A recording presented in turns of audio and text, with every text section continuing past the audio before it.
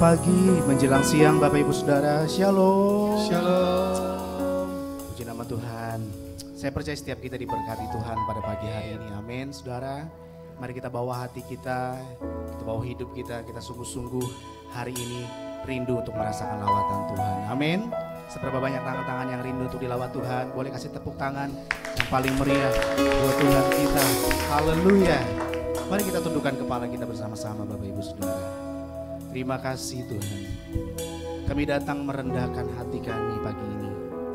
Kami mencari wajah-Mu Tuhan. Kami percaya bahwa apapun yang ditawarkan dunia ini tidak akan cukup menggantikan kasih Tuhan bagi kami. Kami perlu Tuhan, kami perlu Engkau. Terima kasih untuk penyertaan-Mu sepanjang minggu ini bagi kami. Terima kasih untuk keluarga kami. Terima kasih untuk pekerjaan kami. Terima kasih untuk apapun yang kami boleh terima dari Tuhan. Kami sungguh bersyukur. Dan sebab itu Tuhan, saat ini kami datang Tuhan. Kami hampiri hadirat-Mu. Kami nyatakan Engkau Allah yang besar. Kami rindu menyembah-Mu, meninggikan Tuhan lebih sungguh lagi. Mari setiap kita jemaat Tuhan sepakat sama-sama kita katakan amin. Terima kasih Tuhan Yesus. Mari kita bawa korban syukur kita, sembah kita yang terbaik hanya bagi Allah yang mulia. Terima kasih Tuhan Yesus. Engkau Allah yang sungguh besar Tuhan. Engkau Allah yang sungguh ajaib. Engkau Allah yang mulia. Tiada bandingannya kuasa-Mu. Lebih dari segalanya. Lebih dari segalanya. Kami perlu Tuhan. Kami perlu kuasa-Mu. Kami bersyukur kepada-Mu. Perbuatan Tuhan besar, sungguh besar. Engkau Allah yang mulia, tiada bandingannya Tuhan.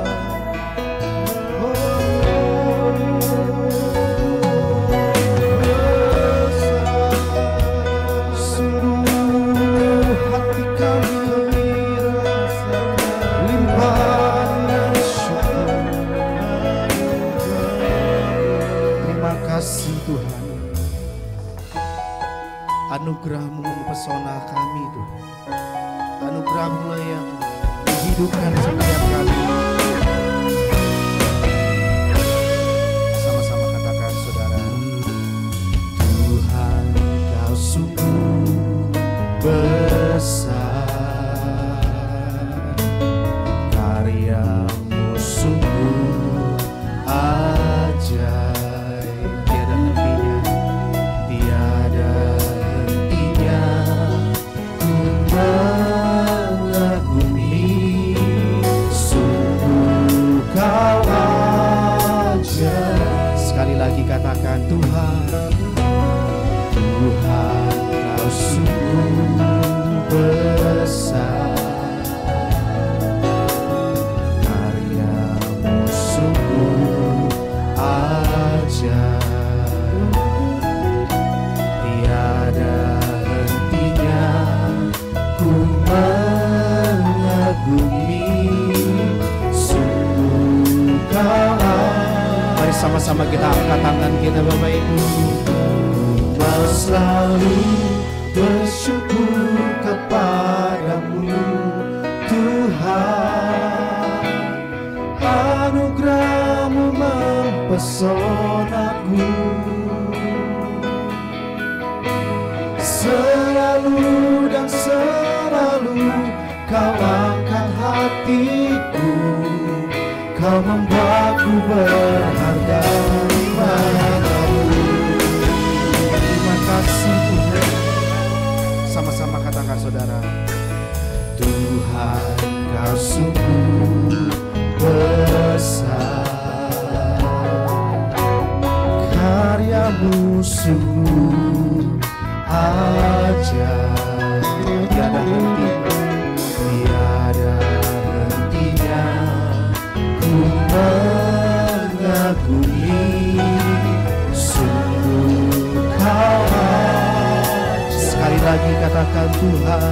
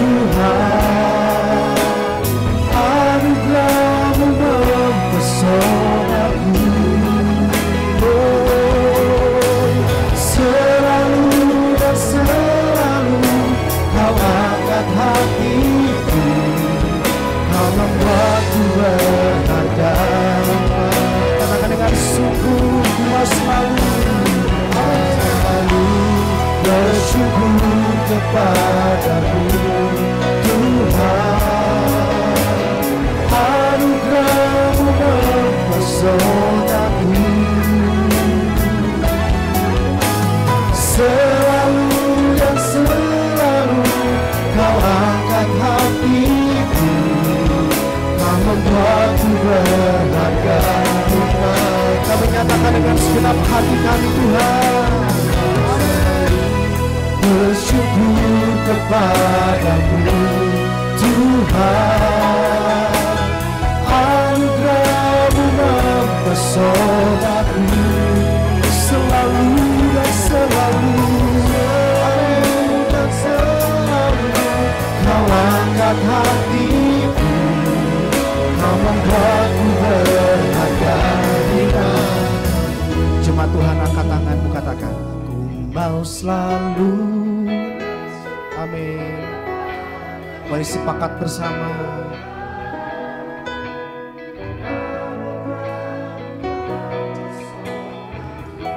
Kami selalu mengalami Engkau Tuhan. Yes. Kau angkat hatiku. Ini lebih sungguh ku mau selalu bersyukur kepadamu Tuhan, anugerah-Mu mempesonaku. Selalu dan selalu Kau membuatku berharga. Ku mau selalu bersyukur kepadamu Tuhan, anugerah-Mu mempesonaku. Selalu dan selalu Kau angkat hatiku, Kau membuatku berharga. Sepakat dengan iman, katakan selalu. Selalu dan selalu Kau angkat hatiku, Kau membuatku berharga. Yes, Kau yang selalu, selalu dan selalu Kau angkat hatiku, Kau membuatku berharga di mata-Mu. Mari kita sembah ya Bapak Ibu Saudara. Kau yang selalu kami andalkan, kami perlukan hanya Engkau, Jesus. Haleluya.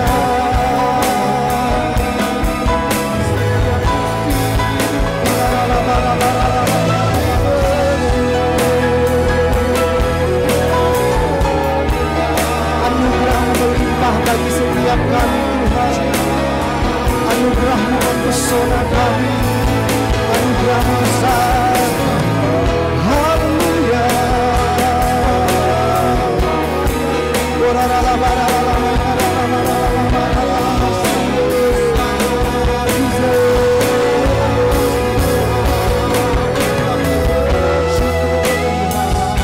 Engkau Allah yang sungguh besar. Tuhan, kami bawa hati kami Tuhan, kami bawa pujian kami yang terbaik hanya bagi Tuhan.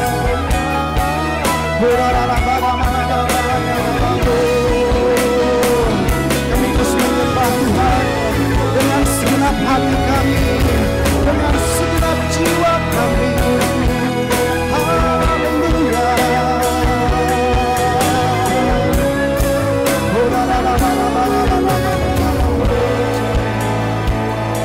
Kami bawa pujian kami, kami bawa sembah kami. Apapun yang terjadi Tuhan baik, anugerah Tuhan besar, anugerah Tuhan melimpah bagi kami. Kami bawa pujian kami Tuhan. Ini umat-Mu. Ini persembahan kami. Ini korban syukur kami.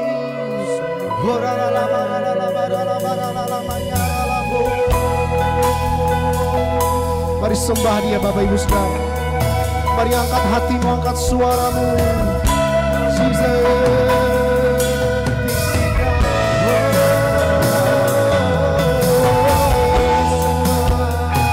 Engkau Allah yang sungguh besar. Engkau Allah yang dahsyat, perkasa, mulia. Haleluya.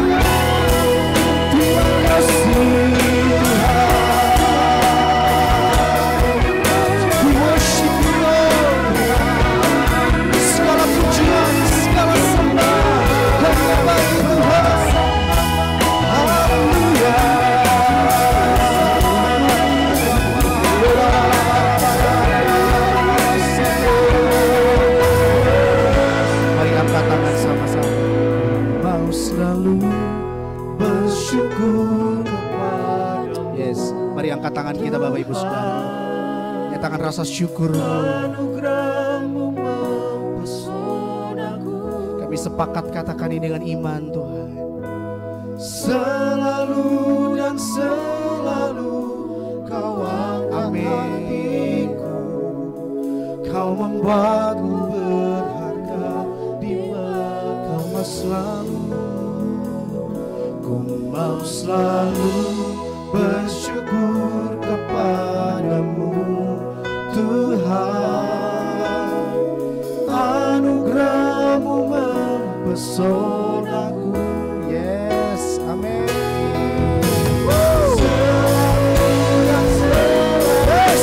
Kau angkat hatiku. Bersama-sama bangkit berdiri Bapak Ibu Saudara. Mari bawa pujian bagi Tuhan kita.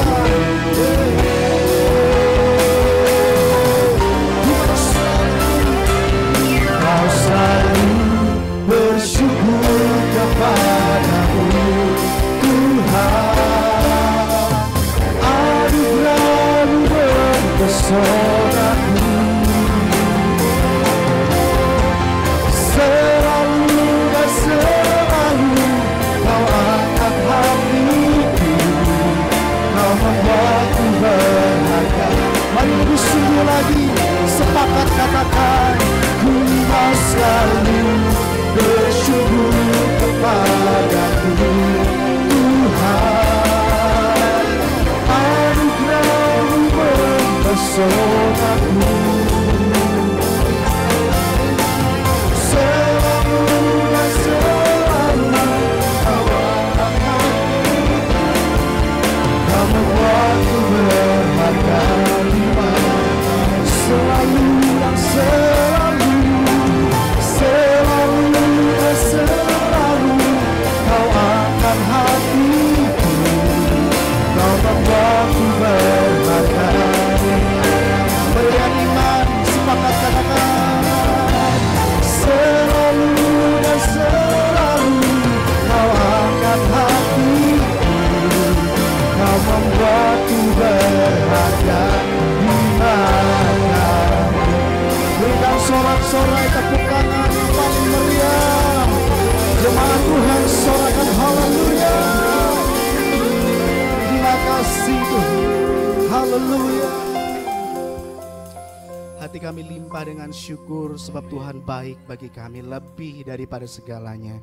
Nah, pagi hari ini kami datang hampir hadirat-Mu, kami mau bersorak-sorai dan memuji nama Tuhan. Mari umat Tuhan yang siap sepakat sama-sama kita katakan amin. Haleluya. Selamat siang Bapak Ibu Saudara, shalom. Shalom. Sekali lagi shalom. Shalom. Seberapa banyak yang percaya Allah kita dahsyat, boleh tepuk tangan yang paling meriah buat Tuhan kita. Haleluya. Siap untuk memuji Tuhan Bapak Ibu, amin. Haleluya. Yesusku dahsyat. Haleluya. Katakan, alangkah indahnya hidup di dalam Tuhan yang mencurahkan berkat yang berlimpah. katakan alangkah indahnya jalan bersama Tuhan. Yes. Boleh sama-sama kita lambaikan tangan kita Bapak Ibu. Yesusku dahsyat, lagu kepadamu, Kau Tuhan yang setia di pihakku.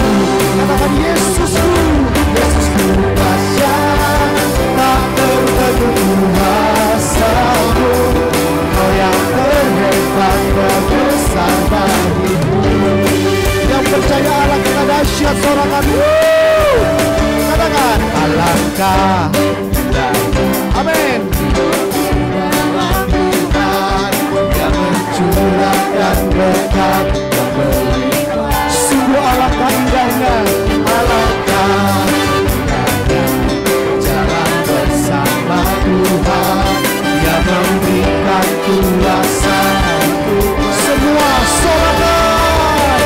Yesusku dahsyat, putar lagu kepadamu, Kau Tuhan yang setia di pihakku.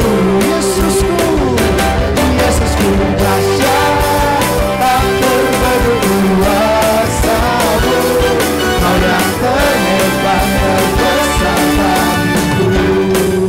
haleluya.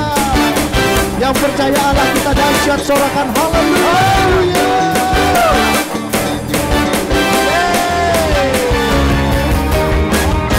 Sebab Tuhan yang kami sembah adalah Tuhan yang dahsyat.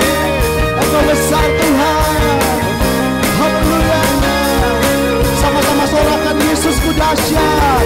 Yesusku dahsyat, putar lagu kepadamu, Kau Tuhan yang setia.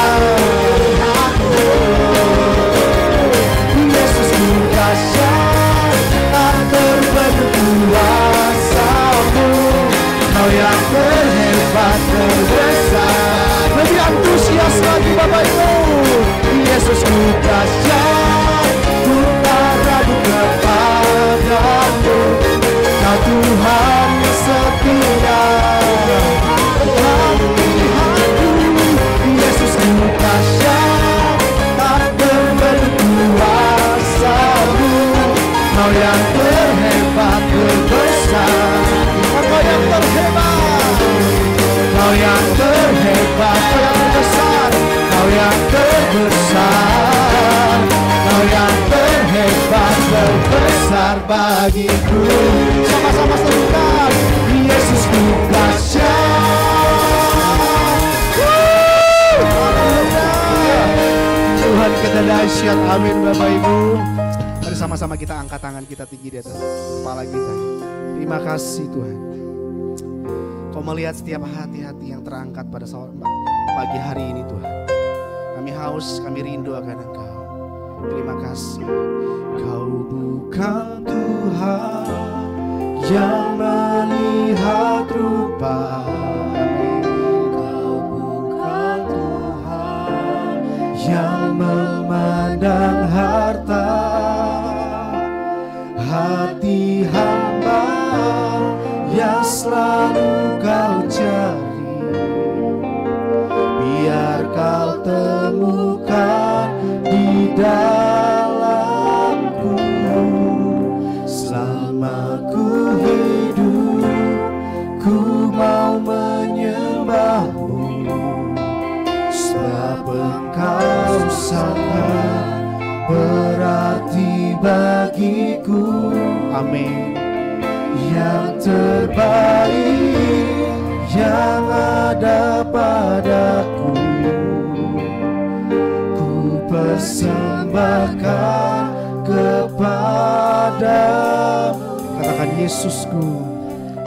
Yesusku. Boleh sekali lagi tepuk tangan bagi Allah kita. Katakan Bapak Ibu Saudara, Ku tak dapat lupakan. katakan kebaikan.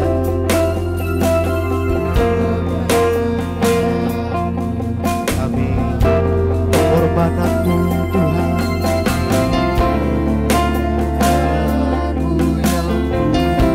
jadikanku berharga.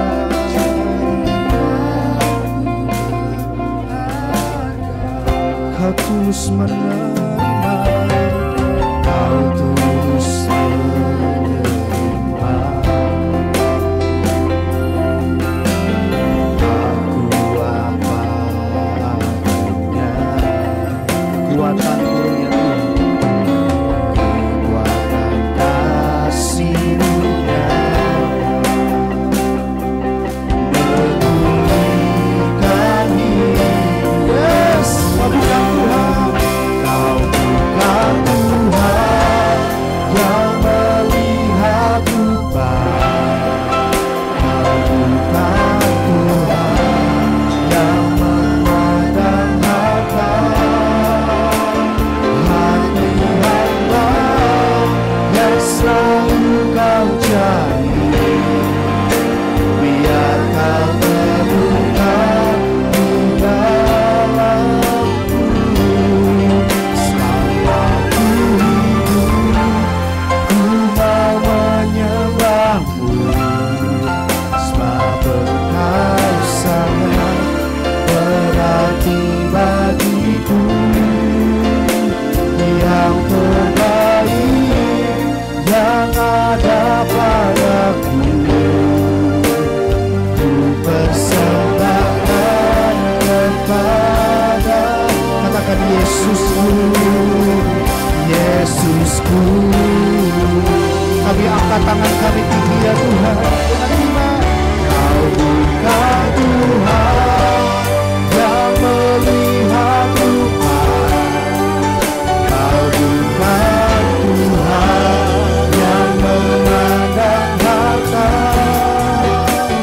Hati hamba yang selalu Kau cari, biar Kau temukan di dalamku. Selama ku hidup, ku mau menyembah-Mu, sebab Engkau sangat berarti bagiku. Yang terbaik yang ada padaku, ku persembahkan kepadamu, Yesusku. Terima kasih. Shalom. Hari ini saya akan menyampaikan firman dengan judul Hidup dalam Kasih Karunia. 1 Korintus 5 ayat 9 sampai 10 berbunyi demikian. Karena aku adalah yang paling hina dari semua rasul, bahkan tidak layak disebut rasul, sebab aku telah menganiaya jemaat Allah. Tetapi karena kasih karunia Allah, aku adalah sebagaimana aku ada sekarang, dan kasih karunia yang dianugerahkannya kepadaku tidak sia-sia. Sebaliknya aku telah bekerja lebih keras daripada mereka semua, tetapi bukannya aku, melainkan kasih karunia Allah yang menyertai aku. Amin. Saya percaya kita ingin menjadi orang yang diberkati Tuhan dan menyenangkan hati Tuhan. Dan untuk itu kita harus hidup di dalam kasih karunia, dalam anugerah, favor of God. Saudara sekalian, kasih karunia dalam bahasa Ibraninya ken, bahasa Yunaninya charis, itu pertama kali muncul di dalam Alkitab, di dalam Kejadian 6 ayat 8, ketika firman berkata, tetapi Nuh mendapat kasih karunia di mata Tuhan. Apa yang dimaksudkan dengan kasih karunia? Grace, favor of God. Saudara, kasih karunia pertama itu mencakup kebaikan Tuhan yang diberikan kepada orang yang sebetulnya tidak layak untuk menerimanya. Dan kalau kita menerima kebaikan Tuhan itu bukan karena kitanya yang baik, tapi karena Tuhan sang pemberi itu baik.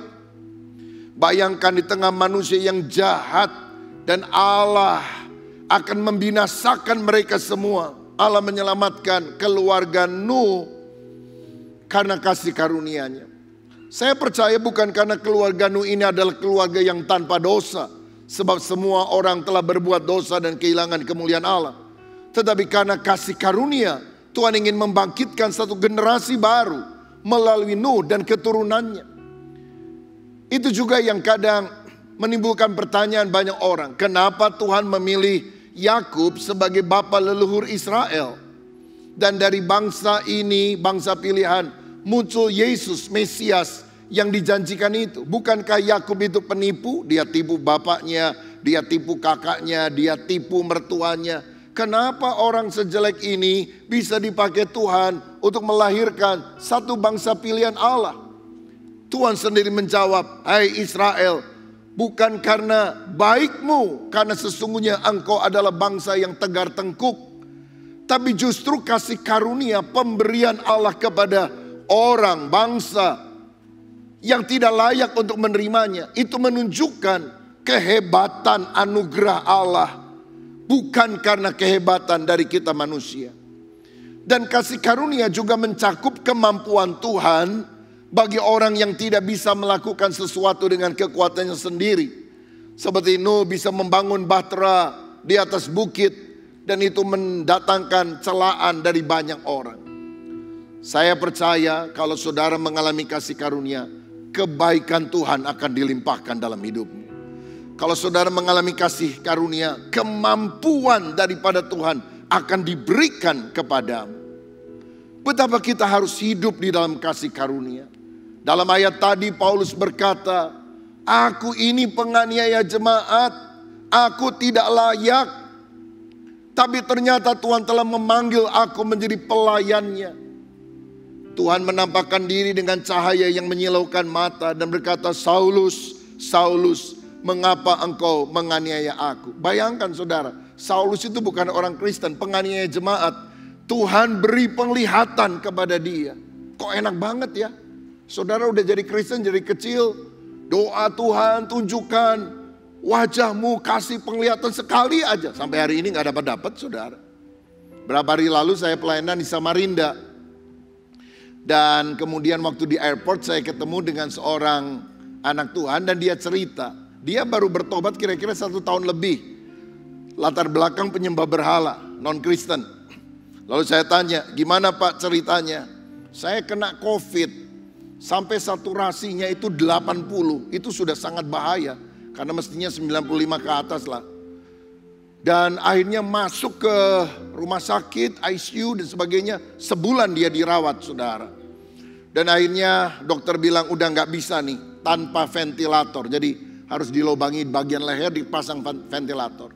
Tapi anaknya udah jadi Kristen. Doa Tuhan tolong beri kasih karunia agar ayah saya juga mengenal Kristus. Apa yang terjadi? Ketika dicek sebelum dipasang ventilator, itu dari 80 saturasinya naik. 82, 85, 90, 95. Kalau 95 normal saudara. Jadi nggak jadi kasih ventilator, pakai oksigen biasa. Malam itu dia mimpi, tapi dia bilang saya merasa seperti benar-benar nyata. Di ujung dari ranjang di rumah sakit itu, dia melihat Yesus berdiri, tersenyum kepada dia. Oh, itu yang menyebabkan dia berkata, saya percaya kepada Yesus. Dia menyerahkan diri kepada Tuhan, dia dibaptis. Bukan hanya sembuh, tapi selamat. Itu adalah anugerah Tuhan yang luar biasa. Saya bilang enak banget ya, ke gereja belum pernah, gak jadi Kristen, didatangi Tuhan Yesus. Kenapa?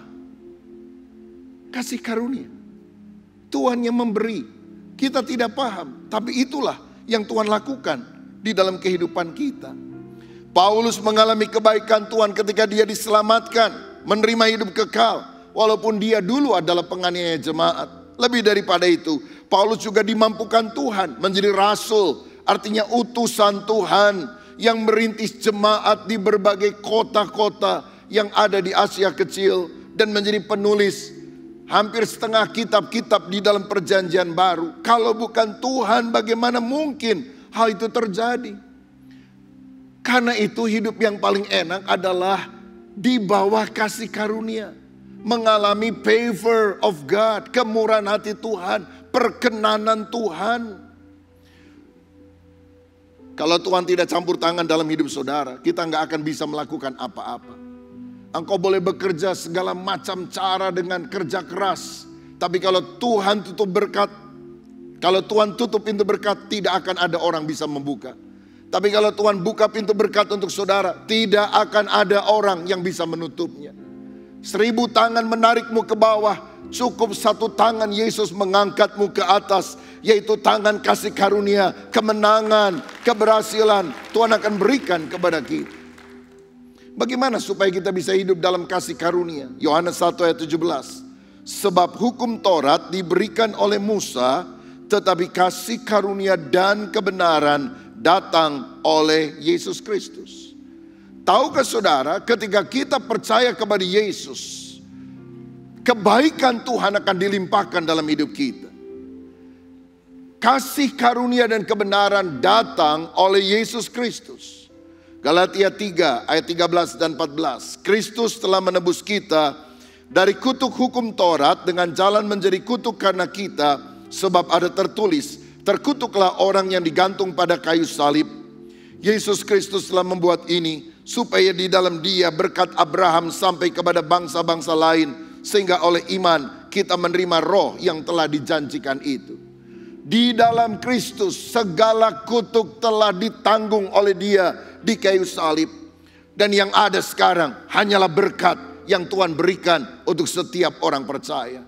Katakan dengan iman, saya bukan orang yang di bawah kutuk, saya bukan orang sial. Saya adalah anak Tuhan, saya diberkati oleh Tuhan, saya dikasih oleh Tuhan, saya biji matanya Tuhan. Karena Yesus yang telah melakukan semuanya bagi saya di atas kayu salib Golgota. Siapa yang percaya berikan tepuk tangan yang meriah untuk dia. Nah, apa dampak kasih karunia dalam kehidupan? Ada 3 hal saya mau bagi pagi ini. Nanti siang saya akan khotbah yang berbeda, masih tentang kasih karunia. Nanti sore saya akan khotbah berbeda juga. Saudara bisa datang lagi atau bisa mengikuti lewat YouTube. Yang pertama, kasih karunia menyelamatkan. Efesus 2 ayat 8-9. Sebab karena kasih karunia kamu diselamatkan oleh iman. Itu bukan hasil usahamu tetapi pemberian Allah. Itu bukan hasil pekerjaanmu. Jangan ada orang yang memegahkan diri. Alkitab bilang, kita ini bisa selamat, dijamin masuk surga, bukan karena amal perbuatan baik kita, tetapi karena kasih karunia Tuhan yang kita terima dengan iman. Seperti kita orang yang telah terjerumus ke dalam lumpur dosa, Tuhan mengulurkan tangan, dan tangan Tuhan adalah tangan anugerah, kasih karunia, grace.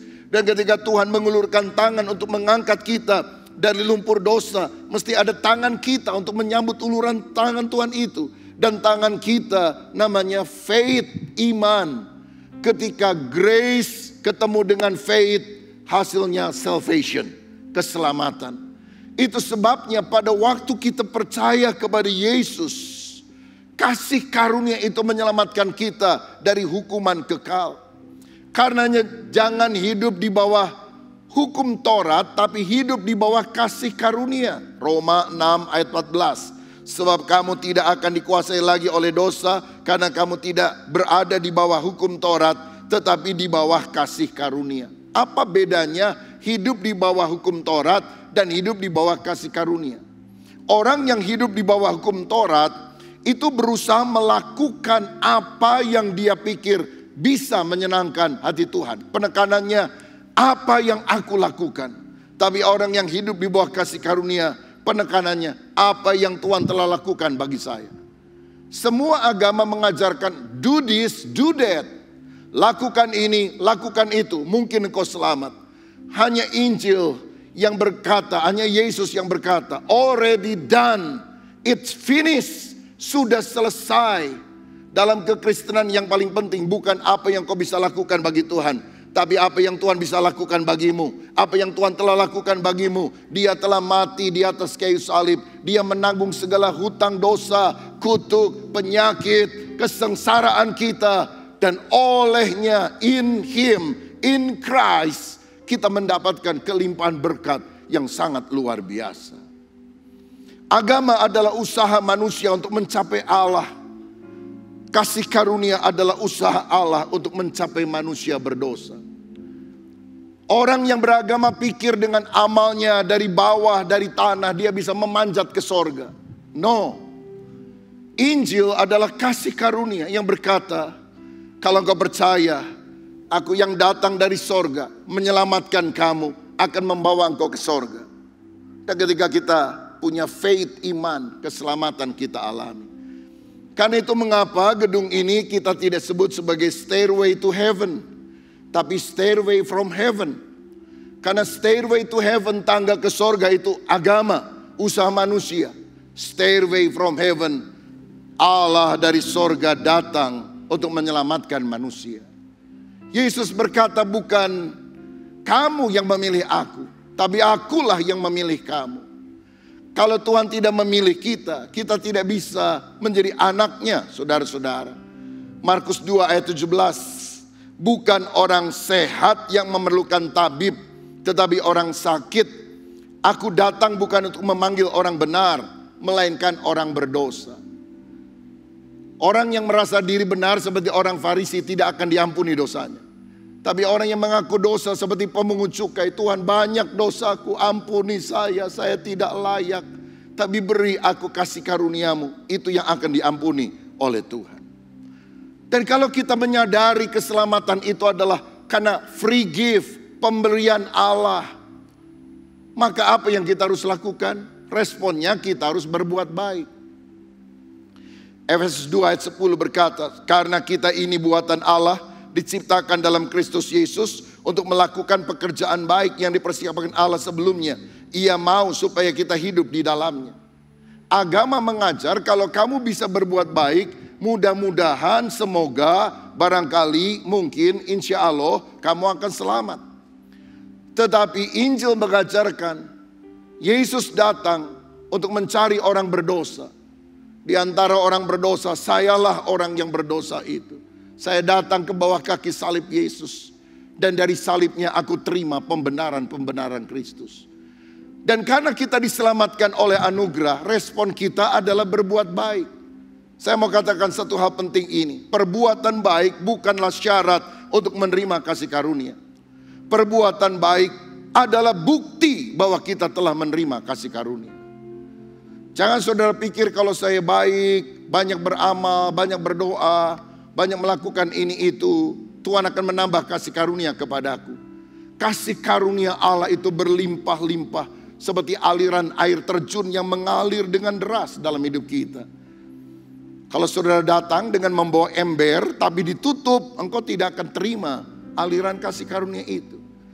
Tapi kalau engkau bawa ember, embernya dibuka, berada di bawah guyuran kasih karunia, aliran air terjun kehidupan itu, saudara akan menerima sebanyak-banyaknya yang berasal dari Tuhan. Siapa contoh di dalam Alkitab orang yang menerima kasih karunia lalu berubah? Wanita yang kedapatan berbuat zina, mau dirajam batu. Yesus bilang, siapa yang tidak pernah berdosa, lempar pertama kali. Bubar semuanya, karena semua orang pun pernah berdosa. Dan Tuhan bilang apa? Pergilah dan jangan berbuat dosa lagi. Saya percaya wanita ini bertobat, meninggalkan hal buruk dalam kehidupannya. Kenapa? Apakah dia berbuat baik dulu sehingga dia diselamatkan? No. Dia diampuni dulu dosanya oleh Tuhan, baru kemudian dia berbuat baik. Agama selalu mengajarkan berbuat baik dulu, baru kamu akan diampuni, diselamatkan. Yesus mengajarkan, percaya kepadaku, aku mengampuni engkau. Setelah itu hidup kita akan berubah. Sakius, pemungut cukai yang dibenci oleh lingkungannya, Ketika Yesus melihat, dia bilang, aku akan menginap di rumahmu. Sakius turun dari pohon ara, menyambut Yesus. Dan saudara tahu apa yang paling diinginkan oleh Sakius? Acceptance, penerimaan dari orang lain. Penerimaan dari Yesus. Dia ditolak oleh lingkungannya. Oh, pemungut cukai, temannya penjajah Romawi. Tapi Yesus, guru besar itu, Mesias, mau makan di rumahnya. Dia merasa diterima, dia merasa dihargai. Responnya apa? Tuhan, setengah dari hartaku aku bagikan kepada orang miskin. Orang yang kuperas, ku ganti 4 kali lipat. Apakah Sakius memberi persembahan dulu lalu kemudian diterima oleh Tuhan? Tidak. Tuhan adalah pemilik segala-galanya.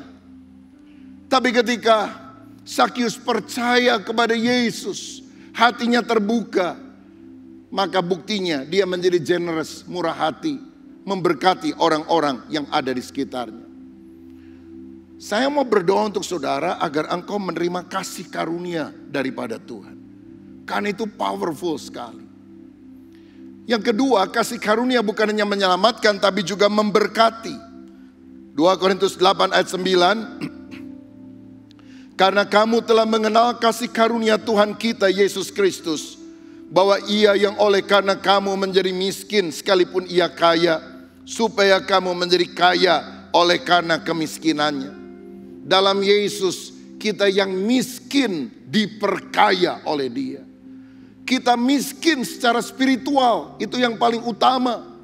Seharusnya kita binasa, tapi Tuhan telah menjadikan kita kaya di dalam anugerahnya.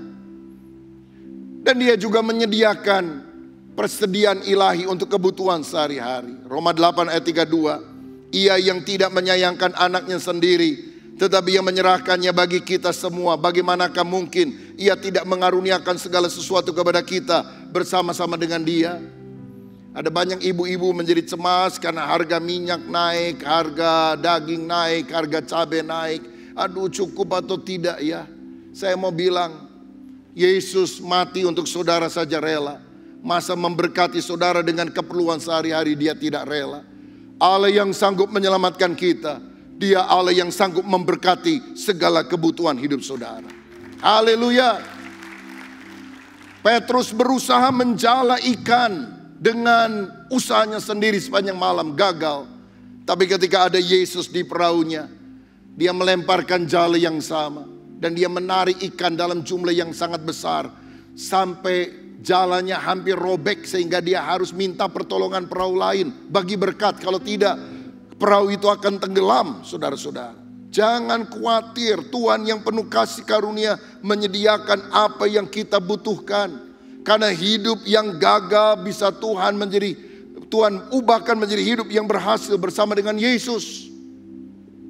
Kalau saudara punya keperluan yang besar, percayalah firman-Nya berkata, Allahku akan memenuhi segala keperluanmu menurut kekayaan dan kemuliaannya dalam Kristus Yesus. Yang gak terduga, apa yang tidak pernah dilihat mata, didengar telinga, tidak pernah timbul dalam hati. Kalau engkau mengasihi Tuhan, Tuhan akan sediakan bagi saudara yang percaya kepada dia. Saudara ingat ketika Yesus dilahirkan, Herodes mendengar tentang raja baru yang datang lalu mengumumkan semua anak di bawah 2 tahun harus dibantai. Maka Tuhan memerintahkan Yusuf membawa istrinya Maria dan anaknya Yesus ke Mesir. Mesir itu luar negeri, saudara-saudara. Gimana tukang kayu sederhana bisa ke luar negeri? Uang dari mana? Tapi Tuhan telah menyediakan melalui persembahan orang Majus, emas, kemenyan, dan mur. Kasih karunia selalu Tuhan berikan kepada saudara yang percaya kepada dia. Saya ingat waktu yang lalu ada seorang anak remaja, dia doa sama Tuhan, dia pengen banget ziarah ke Holy Land, ke Israel. Gak punya duit, saudara. Orang tuanya juga gak mampu. Tapi saya ingat satu hari dia diajak oleh kakak pembinanya mengunjungi satu orang sakit. Satu om sakit. Dia anak bawang gitu, saudara, masih remaja. Ya ngikutin aja, gak ngomong apa-apa. Setelah didoakan, amin, selesai. Si omnya ngomong gini, saya itu sebetulnya berapa minggu ke depan mesti ke Israel. Tapi karena sakit ini nggak mungkin lah. Kalau sudah sembuh pun rasanya untuk recovery saya masih harus ada di rumah. Sayang ya, saya udah bayar lunas. Lalu dia ngomong sama anak remaja ini, kamu pernah ke Israel belum? Belum om. Mau nggak ke Israel? Ya mau om. Sudah punya paspor belum? Nah ini saudara sekalian. Sebab sebulan sebelumnya dia bikin paspor. Tapi nggak punya tujuan kemana. Pokoknya paspor dulu lah katanya. Akhirnya dia berangkat ke Israel, saudara sekalian. Pergi pulang dibiayai. Ya herannya gini, dia kan anak bawang, kakak pembinanya yang ngajak, itu gak ditawani ke Israel. Kenapa remaja ini? Itu kasih karunia, saudara. Satu jalan, jualan onderdil motor semuanya. Toko saudara paling laku. Kasih karunia. Banyak pabrik-pabrik tutup. Waduh, resesi ekonomi, kesulitan datang. Saudara tetap diberkati Tuhan. Apa karena engkau pikir engkau paling hebat? Kasih karunia. Kasih karunia membedakan kita dengan orang lain. Semata-mata karena ada faktor Yesus masuk dalam perahu kehidupan kita. Oh Tuhan Yesus, beri aku kasih karuniamu. Sebab tanpa itu aku tidak bisa melakukan apapun. Saya kadang pergi ke berbagai tempat naik pesawat, saudara. Lebih sering beli tiket ekonomi. Tapi berkali-kali tanpa alasan yang jelas saya dipindahkan oleh petugasnya ke kelas bisnis. Di Garuda saya pernah dipindahkan dari ekonomi ke kelas bisnis. Di SQ saya pernah dipindahkan ke kelas bisnis. Naik pesawat Belanda, KLM dipindahkan ke kelas bisnis. Naik pesawat Arab, Etihad dipindahkan ke kelas bisnis.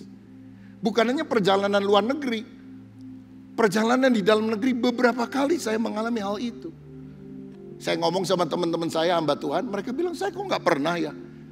Kasih karunianya lain bro. Saya juga nggak tahu kenapa kok saya yang dipilih begitu. Saya cuma menganalisa apa mungkin karena nama saya Rubin Adi Abraham. Jadi kalau surname-nya Abraham, A ditaruh di depan. Jadi A bisa dapat lebih awal ketika ada upgrade begitu. Tapi saya pikir enggak juga, ada orang lain juga namanya dimulai dengan A enggak dapat. Kasih karunia adalah sesuatu berkat yang kita bisa terima, yang kita enggak tahu kenapa hal itu bisa terjadi. Kasih karunia daripada Tuhan. Hari Jumat saya dan istri akan berangkat ke Amerika Serikat.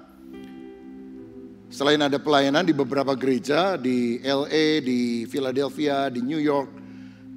Yang utama juga saya menghadiri General Assembly dari gereja mitra kita, GBI di Amerika, Church of God.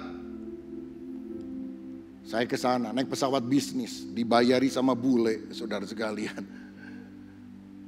Hotelnya gimana? Bintang 5 di City Center, mereka yang siapkan. Saya hanya datang ke sana. Kasih karunia Tuhan yang luar biasa. Kalau kita sadar semua langkah hidup kita ini, minta Tuhan menuntun kita di depan, jalan-jalan akan terbuka. Dan betapa kita kagum akan kemurahannya. Dan kita tidak mau menyia-nyiakan kasih karunia itu. Tuhan mau kita juga hidup dalam kasih karunia seperti Dia. Dan disalurkan dalam kemurahan hati kepada banyak orang. Matius 5 ayat 7 berkata, berbahagialah orang yang murah hati, karena mereka akan beroleh kemurahan. Dalam Matius 18 Tuhan memberikan sebuah contoh, saudara sekalian. Ada seorang raja, lalu ada seorang hambanya punya utang 10.000 talenta. Itu jumlah yang sangat besar sekali, karena satu talenta 6.000 dinar. Kalau 10.000 talenta berarti berapa itu? 60 juta dinar. Upah orang kerja sehari cuma sedinar. Kalau setahun 300 hari. Maka dia hutang kira-kira 200 tahun kerja. Kalau dia kerja rodi 200 tahun baru bisa lunasi. Artinya apa? Hutangnya itu gak mungkin dibayar. Dibebaskan oleh kasih karunia raja itu. Wow, dia senang. Tapi waktu dia keluar, dia lihat ada temennya utang 100 dinar. Paling upah orang kerja 4 bulan. Dicekek lehernya, dimasukkan penjara. Awas kalau kamu belum bayar, aku tidak akan lepaskan engkau. Raja itu menjadi murka. Kamu sudah diampuni, kamu mendapatkan kasih karunia. Kok kamu tidak mengampuni orang lain? Kamu tidak berkemurahan hati kepada orang lain. Maka Algojo menghukum orang yang tidak tahu diri, yang tidak mengalami hati yang berubah karena kasih karunia. Biar hati kita selalu bilang, Tuhan, hanya berkat Tuhan yang menjadikan aku kaya. Susah payah tidak menambahinya. Berikan berkat oleh anugerah kasih karuniamu. Berapa hari lalu saya dan istri ketemu dengan seorang pelayan Tuhan di gereja kita, tapi sudah 2 tahun tinggal sementara di Perth, Australia, Samuel dan Irene. Dan dia cerita, karena mengantar orang tua mereka pergi ke Perth. Dan mereka pikir ya mungkin cuma berapa waktu di sana. Covid datang, lockdown saudara. Lockdownnya berapa lama? 2 tahun. Bayangkan gak bisa pulang.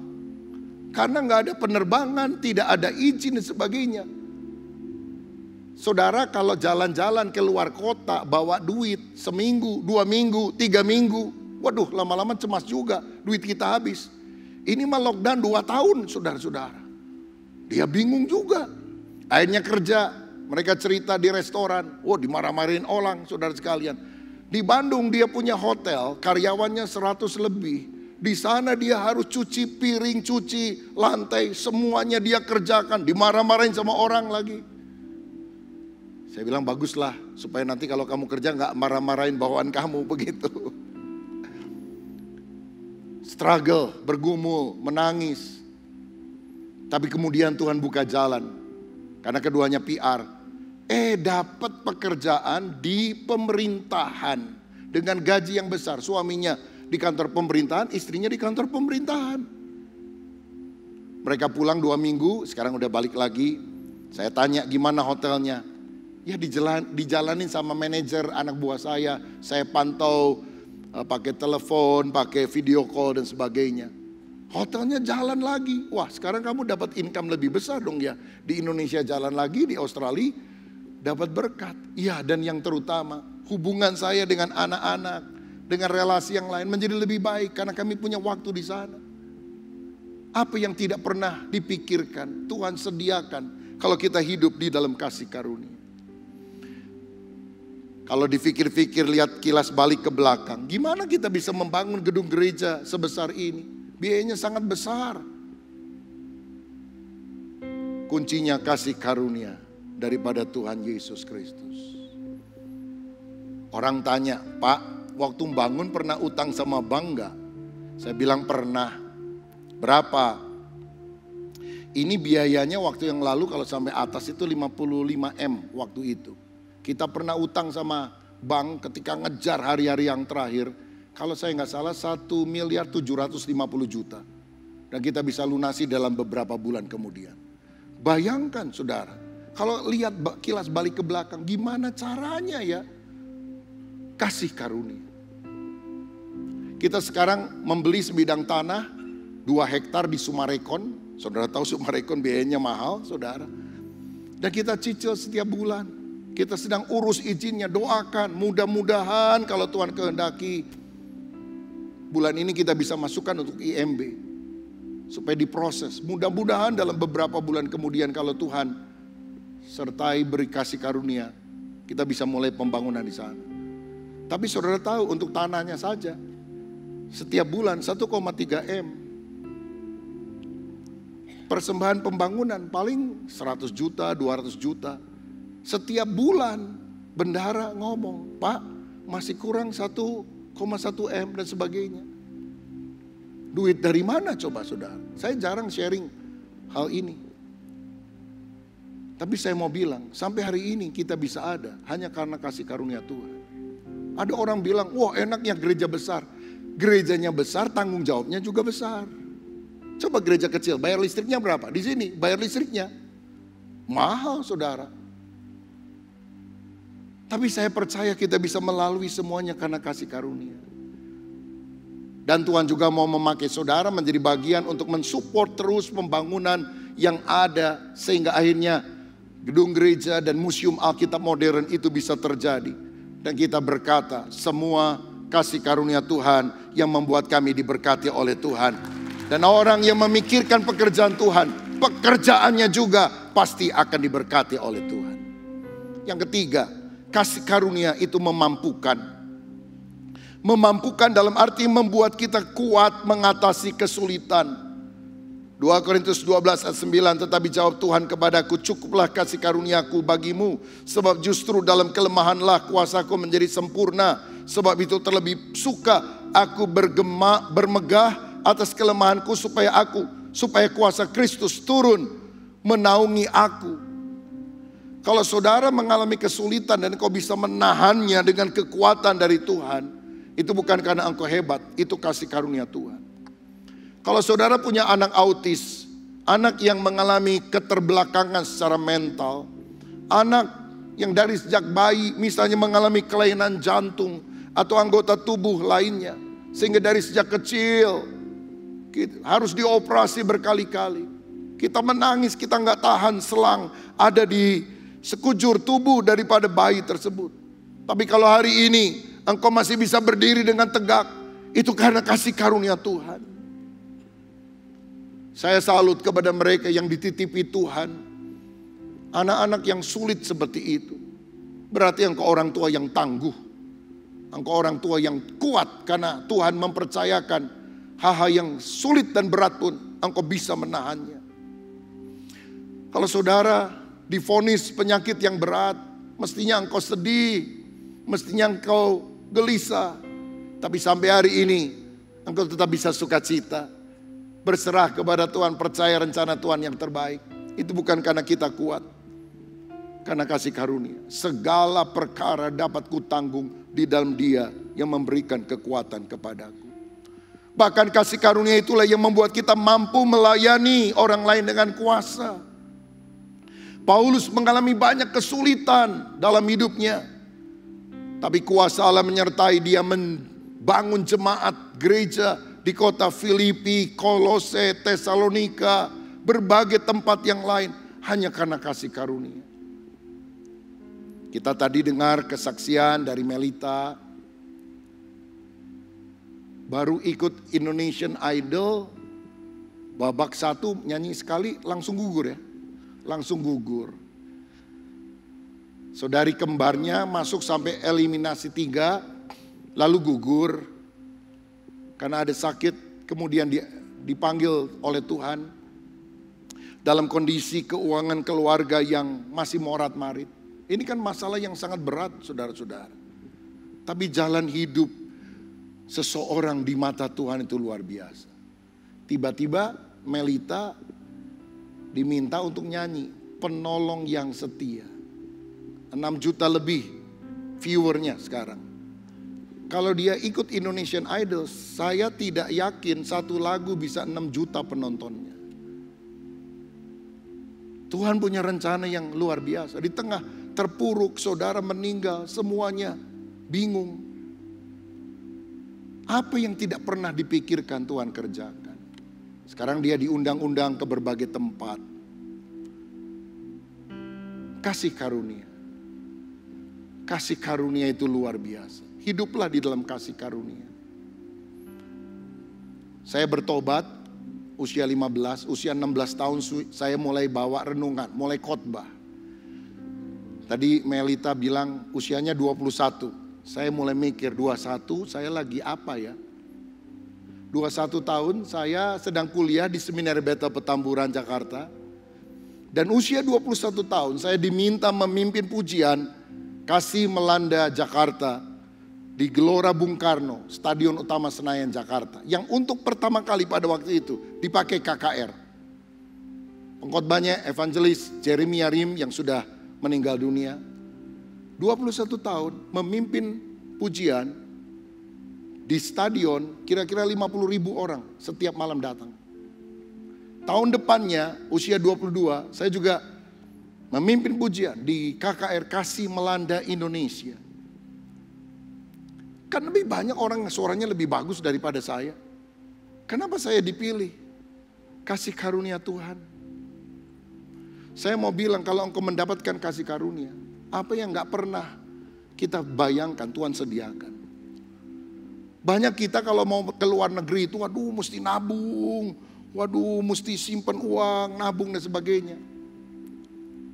Sekarang saya mulai ke luar negeri lagi saudara setelah pandemi. Sebelumnya kan saya sering ke luar negeri. Saya kemana-mana seringnya diundang orang saudara. Dari sejak usia muda. Diminta khotbah ke Australia, ke Amerika, ke Kanada, ke Hawaii berkali-kali. Ke berbagai negara Asia. Nggak bawa duit saudara sekalian. Duit nggak banyak, tapi Tuhan sediakan semuanya. Pihak yang mengundang yang menyediakan semuanya. Kan pendeta banyak, kenapa saya yang diundang? Kasih karunia. Jadi jangan pernah bilang, saya hebat, saya luar biasa. Kalau nggak ada saya, gereja nggak maju. Enggak, kita ini bukan siapa-siapa. Kita hanyalah orang yang mendapat kasih karunia. Saya berdoa hari ini, engkau mengalami kasih karunia. Pabrikmu, perusahaanmu, tokomu, usahamu diberkati oleh Tuhan. Karena kasih karunia yang melimpah di dalam kehidupan. Kasih karunia yang membuat kita bisa mengatasi masa-masa yang sulit. Dan kita juga akan melayani dengan kuasa. Itulah yang disebut juga sebagai pengurapan, pemberian kuasa Allah untuk kita melakukan kehendaknya. Pengurapan Tuhan itu memampukan kita melakukan kehendaknya. 1 Samuel 16 ayat 13 berkata, Samuel mengambil tabung tanduk yang berisi minyak itu dan mengurapi Daud di tengah saudara-saudaranya. Sejak hari itu dan seterusnya berkuasalah roh Tuhan atas Daud. Kapan Daud mengalahkan Goliat yang lebih hebat dari dirinya? Setelah minyak pengurapan turun atas hidupnya. Hari ini minta pengurapan Roh Kudus. Engkau menjadi the giant killer, pembunuh raksasa. Kesulitan sebesar apapun, saya percaya engkau bisa atasi kalau pengurapan kasih karunia mengalir dalam kehidupan kita. Saya mau bilang, sekarang sebagai Ketua Umum Sinode Gereja BT Indonesia, saya harus menjalankan peran saya di tengah masa-masa pandemi. Itu bukan hal yang mudah, membawai 20.000 pendeta, 6.600 gereja di 27 negara, lebih dari 3,2 juta anggota jemaat. Sangat membutuhkan kasih karunia. Karena itu saya sangat menghargai. Setiap hari saya dengar saudara berdoa buat saya, nama saya disebut. Terima kasih Tuhan. Hanya itu yang membuat saya kuat. Karena apa? Saya mau bilang ya, saya kan harus menggembalakan pendeta-pendeta. Menggembalakan jemaat jauh lebih ringan dan gampang daripada menggembalakan pendeta, saudara sekalian. Saya omongin dia juga bisa khotbah. Saya buka ayat, dia main ayat lebih banyak. Kalau ada pendeta berseteru, aduh memperdamaikannya lebih rumit daripada mendamaikan jemaat. Butuh kasih karunia ekstra. Hati mesti besar, sabarnya mesti panjang. Tapi sampai hari ini oleh kasih karunia, di tengah masa pandemi, kita bisa menjadi berkat bagi banyak orang. Karena kemampuan pengurapan Roh Kudus. Itu sebabnya hiduplah di dalam kasih karunia. Kalau engkau mengalami kasih karunia, engkau mengalami kebaikan Tuhan. Kalau engkau mengalami kasih karunia, engkau mengalami kemampuan dari Tuhan. Siapa yang mengerti khotbah saya dan berkata, saya mau hidup dalam kasih karunia? Boleh angkat tangan? Amin, puji Tuhan. Pertanyaannya, ini bagian terakhir. Bagaimana supaya kasih karunia itu bisa berkesinambungan dalam hidup kita? Kalau engkau mendapat kasih karunia yang sulit, gak ada jalan, tiba-tiba Tuhan buka. Tuhan beri kasih karunia. Jadi mudah. 2 Petrus 3 ayat 18. Tetapi bertumbuhlah dalam kasih karunia dan dalam pengenalan akan Tuhan dan Juru Selamat kita Yesus Kristus. Baginya kemuliaan sekarang dan sampai selama-lamanya. Bertumbuhlah dalam kasih karunia dan pengenalan akan Yesus Kristus. Jadi kasih karunia berjalan paralel dengan pengenalan akan Yesus Kristus. Artinya semakin kita intim mengenal Tuhan, kasih karunia demi kasih karunia akan dilimpahkan kepada saudara.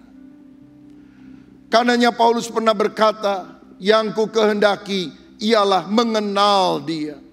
Bukan cuma kenal dari jauh, tapi mengenal secara intim, seperti seorang suami mengenal istrinya.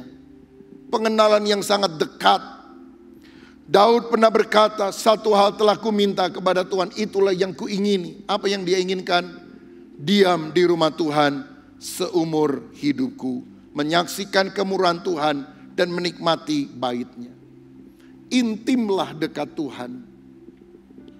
Maka kasih karunia demi kasih karunia akan kita alami dalam kehidupan ini. Orang yang paling enak itu seperti Daud. Gak pernah kejar berkat tapi dikejar-kejar berkat. Karena dalam Mazmur 23 ayat 6 dia bilang, kebajikan dan kemurahan Tuhan belaka akan mengikuti aku sepanjang umur hidupku. Jangan kejar-kejar berkat, larinya lebih kencang daripada kita. Kejar Tuhan, jadilah the go chaser, pemburu Tuhan. Maka kebajikan dan kemurahan belaka akan mengikuti kita seumur hidup kita. Kenapa dia di ayat 6 bisa bilang kebajikan dan kemurahan Tuhan mengikuti saya? Karena dimulai dengan ayat 1. Tuhan adalah gembalaku, tak akan kekurangan aku. Jadikan Yesus gembalamu yang baik. Intim dengan Dia, melekat dengan Dia. Kasih karunia demi kasih karunia Tuhan bukakan untuk saudara sekalian. Yohanes 1 ayat 16 sebagai ayat penutup berkata, karena dari kepenuhannya kita semua telah menerima kasih karunia demi kasih karunia. Saya berdoa supaya kasih karunia tidak berakhir pada satu titik. From grace to grace. Dari satu kasih karunia pada kasih karunia yang lebih besar. Saya berdoa buat Melita yang hari ini kesaksian dengan nyanyian pujian. Tuhan yang membawa engkau pada titik ini, kiranya Tuhan akan membawa engkau dari satu kasih karunia pada kasih karunia yang lebih besar. Seorang mahasiswa STT Karisma yang saya ajar, lulus. Setelah dia melayani sekian waktu di Jakarta, di gereja kita, dia kemudian mau pergi ke Eropa Timur. Mau studi lagi di sana, saudara-saudara. Di Praha, Cekoslovakia. Saya pernah kunjungi bersama dengan istri. Dia membuka jemaat Indonesia. Sekarang jadi GBI, saudara. Jemaatnya 15-20 orang lah, belum terlalu banyak. Lalu saya tanya, kamu anak 4. Bagaimana kamu bisa hidup? Jemaatmu sedikit. Dan orang Indonesia yang ada di sana juga kebanyakan secara keuangan bukan konglomerat, saudara sekalian, di Eropa Timur. Saya kerja Pak, istri saya juga kerja. Tapi Natal yang lalu dia datang sama satu anaknya, ikut Natalan di tempat kita. Lalu dia bilang, Pak sekarang saya sudah full timer. Wow, gak kerja lagi? Enggak.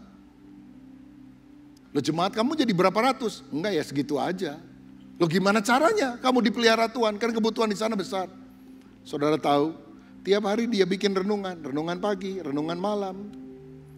Sekarang subscribernya lebih kurang 600.000 orang. Viewernya setiap tayangan itu bisa 20.000, 30.000. Bayangkan kalau kita mesti khotbah di hadapan 20 sampai 30.000 orang sekali kejadian. Gedung mana di kota ini yang bisa menampungnya? Dan dia mendapatkan penghasilan dari YouTube. Sehingga dia bisa full membagikan firman melalui apa yang dia lakukan. Coba saudara lakukan itu. Belum tentu berhasil. Kenapa kok dia bisa? Kasih karunia. Berapa minggu lalu Ibu Debbie Basir kan khotbah di sini. Dia bilang waktu dia pelayanannya kan gak terlalu banyak saudara sekalian pada waktu lalu. Dan pada waktu kena pandemi ini, dia kan bilang juga, saya udah mau balik ke Solo. Karena apa? Gak punya duit, apa-apa harus dijual. Waktu doa, Tuhan ingatkan untuk bikin renungan mesbah pagi atau apa. Dia lakukan. Viewernya banyak banget saudara. Sekarang dia diundang kemana-mana. Berapa hari lalu saya ketemu lagi di Jakarta, ngobrol-ngobrol. Kita adalah orang yang mengalami kasih karunia. Coba saudara bikin renungan setiap hari. Apa jadi terkenal? Belum tentu, saudara sekalian. Dia juga pendidikan teologi tidak, apa tidak. Kok bisa ya? Amazing grace, favor of God. Jadi hari ini, satu hal saudara bisa doa. Tuhan, aku sudah berusaha dengan macam-macam cara. Hanya satu hal yang aku butuhkan. Kasih karuniamu. Aku tahu kasih karunia aku akan terima dalam Yesus Kristus. Dan pengenalan akan Kristus berjalan paralel dengan kasih karunia. Sehingga kita akan berjalan dalam satu kasih karunia pada kasih karunia yang lebih besar. Saya lanjutkan khotbah saya dalam ibadah kedua. Bagaimana kita bisa menghidupi kasih karunia. Tapi ini doa saya. Biar kasih karunia Tuhan melimpah dalam hidup saudara. Tuhan Yesus memberkati. Mari kita bangkit berdiri bersama-sama.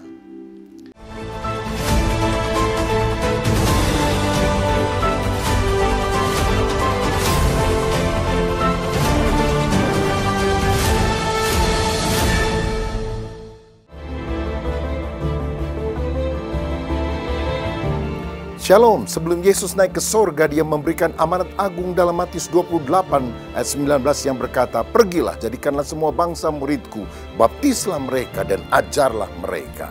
Namun sampai hari ini masih banyak orang yang belum mendengar Injil Yesus. Karenanya kita harus lebih giat lagi bersaksi. Ada janji Tuhan dalam Matius 24 ayat 14 bahwa Injil kerajaan akan diberitakan menjadi kesaksian bagi semua bangsa, baru setelah itu tiba kesudahannya. Artinya, pada akhir zaman akan terjadi lawatan Allah di seluruh dunia dan banyak orang percaya kepada Injil. Banyak lembaga penginjilan menjadikan tahun 2033 sebagai target penuntasan amanat agung. Mengapa? Karena tahun 33 Masehi adalah tahun yang diyakini amanat agung Yesus itu dikumandangkan.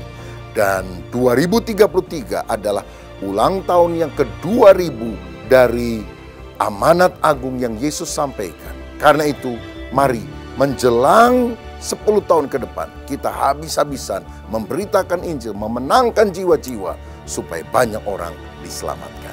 Amin.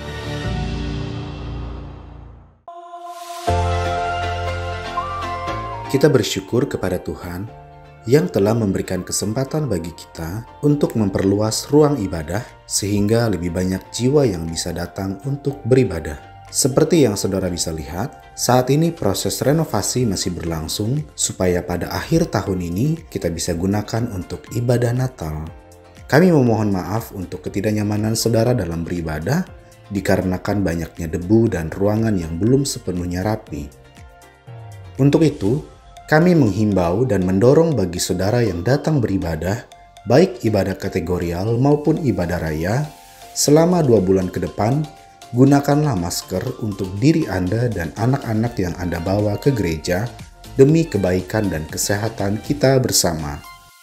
Kita berdoa supaya proses renovasi bisa terus berlangsung dan gereja kita siap untuk menuai jiwa-jiwa bagi kemuliaan Tuhan.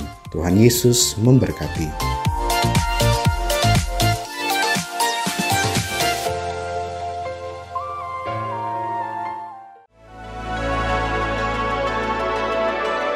Shalom Jemaat Tuhan, Komisi Dewasa Muda akan mengadakan gathering Komsel Dewasa Muda yang akan dilaksanakan pada tanggal 22 sampai 23 Desember 2023 yang akan datang, bertempat di Villa Aruna, Bogor.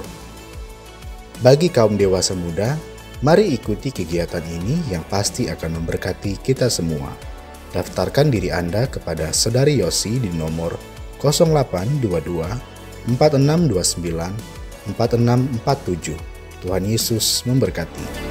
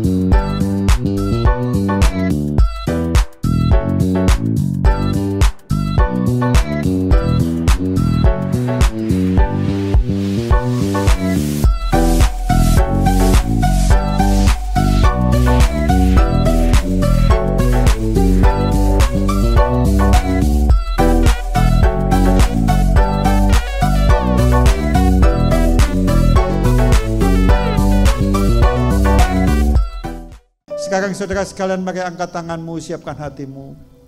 Tuhan memberkati hidupmu, Tuhan memberkati pekerjaanmu, Tuhan memberkati keluargamu, Tuhan memberkati kesehatanmu. Dan kiranya damai sejahtera dari Allah Bapa, kasih sayang dari Tuhan kita Yesus Kristus, penyertaan, penghiburan, persekutuan dengan Roh Kudus menyertai kita semua mulai siang hari ini kekal sampai selama-lamanya. Bagi kita semua katakan amin. Mari sama-sama kita angkat tangan kita sekali lagi Bapak Ibu. Katakan bersama-sama, kemuliaan bagimu di tempat maha tinggi. Kemuliaan bagimu di tempat